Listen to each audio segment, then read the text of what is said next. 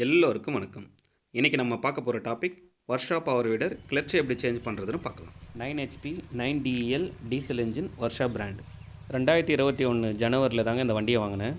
இது வரைக்கும் எந்த ப்ராப்ளமும் வந்ததில்லை, கிளட்ச் ப்ராப்ளம் மட்டும்தான். பவர் வீடருக்கு ஹெவி லோடு கொடுக்கறதுனால தான் நமக்கு இந்த கிளட்ச் ப்ராப்ளமே வரும். இந்த வண்டிக்கு நான் புது கிளட்ச் மாற்றிட்டேன். இப்போ பழைய கிளட்ச் என்ன ப்ராப்ளம்னு பார்க்கலாம் வாங்க. இது தாங்க பழைய கிளட்ச்சு. இந்த கிளட்சில் பாருங்கள், உள்ளே இருக்கிற அந்த 6 பிளேடுங்க இருக்குல்ல, அது வந்து தேயாமல் இருக்குது. ஆனால் எனக்கு இந்த சைட்டில் ஓரமாக இருக்குது பாருங்கள் பிளேட்டு, அது தாங்க தேஞ்சிருக்குது. அந்த தேஞ்சது என்ன காரணம்னா, பேக் ரோட்டரிக்கு ஆழம் அதிகமாக வச்சு ஓட்டியிருப்பேன், அதனாலே எனக்கு இந்த ப்ராப்ளம் வந்திருக்குது. வண்டி ஓடுறதுக்கு திணறுது அப்படின்னாவே நம்ம வந்து ஹெவியாக லோடு கொடுக்குறோன்னு அர்த்தம். இது தாங்க கிளட்ச் லிவரு, இது அழுத்தினா தான் வண்டி மூவ் ஆக ஆரம்பிக்கும். இது கிளட்ச் ஒயரு. இந்த அலுமினியத்தில் இருக்குது பார்த்தீங்களா, இந்த கிளட்சை அட்ஜஸ்ட் பண்ணுற இடம். இந்த ஒயர் பாருங்கள் எங்கே போய்ட்டு முடியுது. கீழே இருக்கிற அந்த இன்னொரு லிவர் இருக்குது பாருங்கள், அந்த லிவரை அழுத்தும் போது, ஹேண்ட்லேண்ட் இருக்கிற லிவரை அழுத்தும் போது இந்த லிவர் அழுத்தி பிடிக்கும். அந்த நேரத்தில் வண்டி ஓடுங்க. வண்டி மூவ் ஆன பிறகு பேக் ரோட்டரி சுற்றலைன்னா அந்த நேரத்தில் தாங்க கிளட்ச் ஒயரை அட்ஜஸ்ட் பண்ணணும். கிளட்ச் ஒயரு அட்ஜஸ்ட் பண்ண பிறகு வண்டி நார்மலாக ஓடும். அதே போல் பேக் ரோட்டரி நல்லா ஓடிட்டே இருக்கும். எப்போ வந்து பேக் ரோட்டரி கொஞ்சமாக ஓட தொடங்குதோ அப்போ திரும்பவும் நம்ம அட்ஜஸ்ட்மெண்ட்டு செஞ்சுட்டே இருக்கணுங்க. இந்த அட்ஜஸ்ட்மெண்ட்டு செய்கிற சுச்சுவேஷன் அடிக்கடி வராதுங்க. பல மணி நேரம் வண்டி ஓடின பிறகு தான் இந்த சூழ்நிலை வருங்க. ஒரு கட்டத்தில் கிளட்ச் அட்ஜஸ்ட்மெண்ட்டு முடிஞ்சே போயிருக்கும். நீங்கள் வந்து இனிமேல் வந்து கிளட்சை அட்ஜஸ்ட் பண்ணவே முடியாதுன்ற ஒரு சூழ்நிலை வருங்க.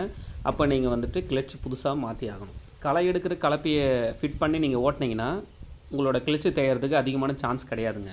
பார் போடுற கலப்பையை மாட்டி நம்ம வண்டியை ஓட்டும்போது தாங்க கிளட்சு தேயறதுக்கு சான்ஸ் இருக்குது. புது கிளட்சை மாட்டும்போது இந்த கிளட்ச் ஒயர்லாம் கரெக்டாக இருக்குதான்னு பார்த்துட்டு நம்ம மாட்டணுங்க. இப்போ பாருங்கள், இந்த அட்ஜஸ்ட்மெண்ட்டு இந்த அளவுக்கு வச்சுட்டு தாங்க புது கிளட்சை மாற்றணும். ஓகேங்களா? புது கிளட்ச் மாற்றும் போது டெக்னீஷியனை வச்சு தான் நான் மாற்றினேன். இந்த டெக்னீஷியன் பவர் வீடரை கழட்டி எப்படி கிளட்சை சேஞ்ச் பண்ணுறாருன்னு வாங்க பார்ப்போம். கோவை கிளாசிக் இண்டஸ்ட்ரியில் தாங்க புது கிளட்ச் ஆர்டர் பண்ணேன். 2 நாளில் அனுப்பிச்சிட்டாங்க, வீட்டுக்கே வந்துருச்சு. இது தாங்க புது கிளட்ச்சு. என்ன மாதிரி புதுசாக பார்க்குறவங்களுக்கு நான் சொல்கிறேன். அடிக்கடிக்கு இதை ஏன் மென்ஷன் பண்ணுறேன் அப்படின்னா, நான் ஸ்பேர் பார்ட்ஸை பார்த்தது கிடையாது. நம்ம ஆர்டர் பண்ண பிறகு தான் கிளட்ச் இப்படி இருக்குமா அப்படின்னே எனக்கு தெரியும். அதனால தாங்க திரும்ப திரும்ப சொல்கிறேன்.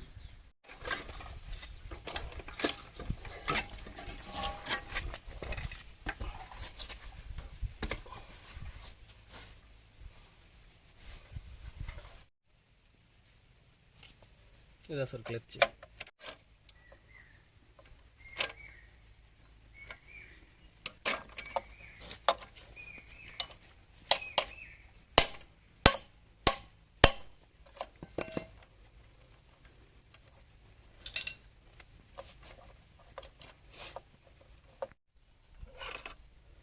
ஓகே, ஃபுல்லாக ஓட்டிச்சு பாருங்கள்.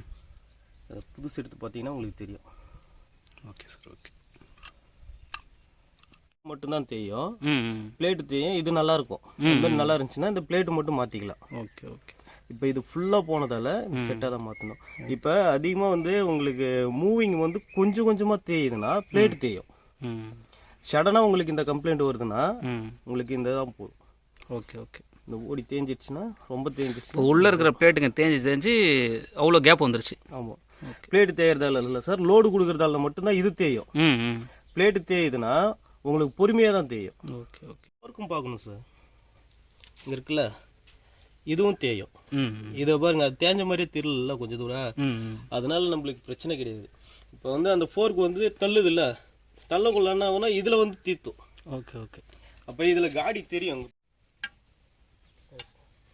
அதனால கிளட்சை வந்து டெக்னீஷியன் என்ன பண்ணுறாரு பாருங்கள், இந்த கிளட்ச் ஒயரை ஸ்டார்டிங் பாயிண்டில் எப்படி இருந்துச்சோ அதே போல் அட்ஜஸ்ட் பண்ணி வச்சுட்டு அதுக்கப்புறம் தாங்க ஃபிட் பண்ணுறாரு புது கிளட்சை.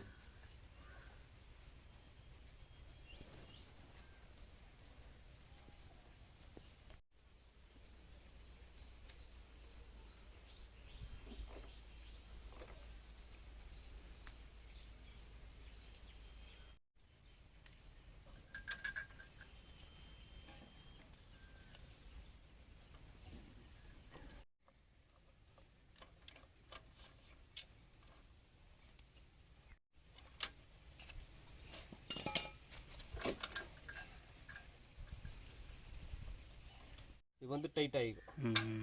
அதான் மெத்தட். இப்போ நீங்கள் செட் பண்ணும்போது எல்லாமே கரெக்டாக லைனாக பார்த்து செட் பண்ணணும். பிளேட்டுங்களா செட் பண்ணால் தான் சார் இந்த பெல்லு உட்காரும். Okay okay.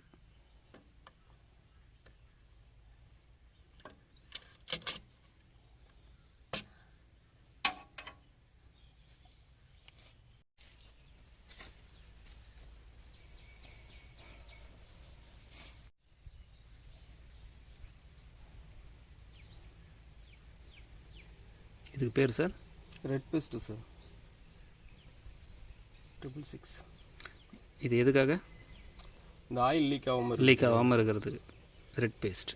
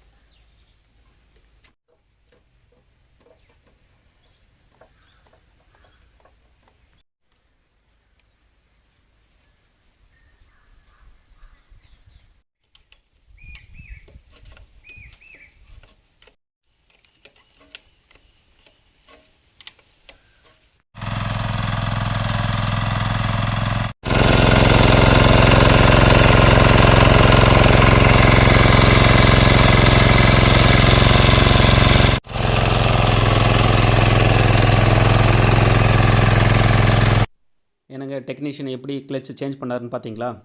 ஒவ்வொரு 5 மணி நேரத்திற்கு பிறகும் ஏர் ஃபில்டரை க்ளீன் பண்ணுங்கள். 25 மணி நேரம் ஓடின பிறகு கண்டிப்பாக ஆயிலை மாற்றுங்க. வண்டி சூப்பராக இருக்கும்.